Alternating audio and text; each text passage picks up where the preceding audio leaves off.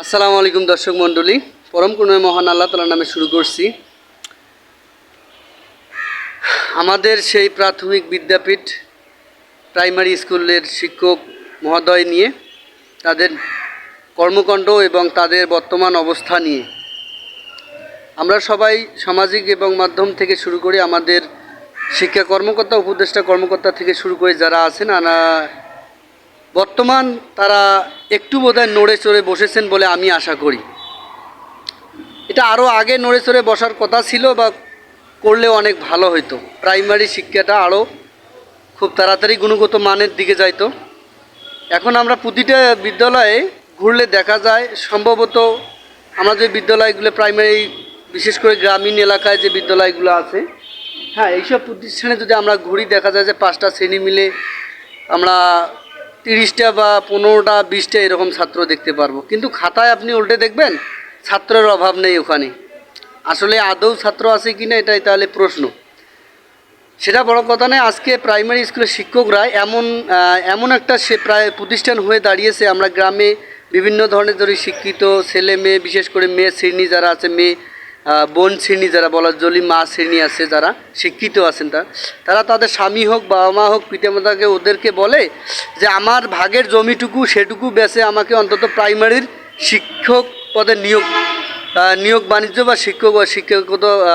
শিক্ষক নিয়োগ দেওয়া হোক। অর্থাৎ এই পেশাটা এমন একটি পেশা হয়েছে, অর্থাৎ আমার ঘরের পাশেই আমি প্রাইমারি প্রতিষ্ঠান আমি চালাইতে পারবো। এটার জন্য একটা ভর্তি বাণিজ্য বা এটা শিক্ষক বাণিজ্য হিসেবে এটা চলে। কারণ সে কখনোই এই প্রতিষ্ঠান থেকে অন্য প্রতিষ্ঠানে বা এখান থেকে 200 মাইল বা 100 মাইল দূরে সে অন্য কোনো প্রতিষ্ঠানে ট্রান্সফার হবে না। এটা তার আত্মবিশ্বাস, যার কারণে এখানে একটা বাণিজ্যর ব্যবসা আছে, মানে দুর্নীতির একটা সুন্দর একটা আছে।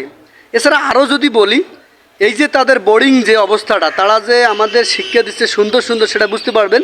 আরও যদি দেখেন প্রাইমারি টিচাররা ইদানিং ভালো ভালো দেখবেন তারা ব্যবসা শুরু করে দিচ্ছে। ব্যবসা কীরকম তাই বলি, ওই যে ছাত্র পড়ানো ব্যবসা বা শিক্ষকতা বা যে টিচিং ব্যবসা এটা নয়।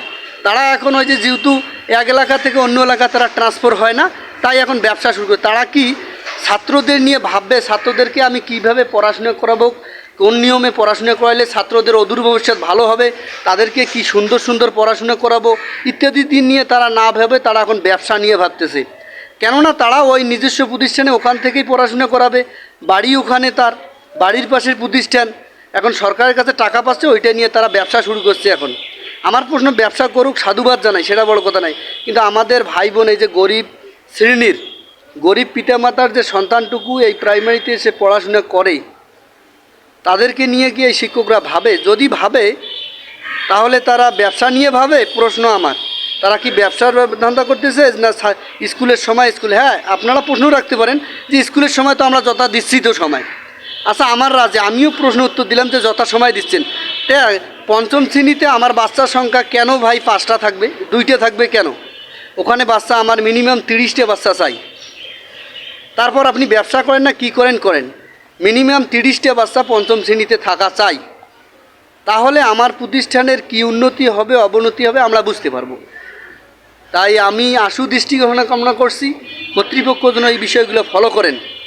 তারা এত বোরিং হয়েছে, এক জায়গাতে চাকরি করতে করতে তারা নিজস্ব ব্যবসা গোটাচ্ছেন। এদি আপনার স্কুলের ছাত্রছাত্রী পড়াশোনার অবস্থা কী হয় হোক, তাদের ব্যাপারটা এই ধরনের দাঁড়িয়েছে বর্তমান। তাই আমাদের কর্তৃপক্ষ মহোদয়কে দৃষ্টি আকর্ষণ করে বলছি, এইসব শিক্ষক যারা আছেন আমরা তাদের সম্মান করি, তাদের যথাযথ ব্যবস্থায় সম্মানিত করা হোক, তাও আমি শ্রদ্ধাবোধ করি সে বিষয়ে। কিন্তু আমাদের শিক্ষাগত যে অবস্থানটা, আমাদের শিক্ষকদের যে বোরিং যে অবস্থা হয়েছে, তারা বর্তমান কি বলবো, মানে বসে খেতে খেতে যে অবস্থা, এক প্রতিষ্ঠানে খেতে খেতে যাদের যে অবস্থান হয়েছে, তাতে আমরা সুন্দরভাবে বলতে পারি। আশেপাশে আপনারা লক্ষ্য করলেই বুঝতে পারবেন। এই বলে আমি আমার ভিডিও শেষ করছি। আল্লাহ হাফেজ।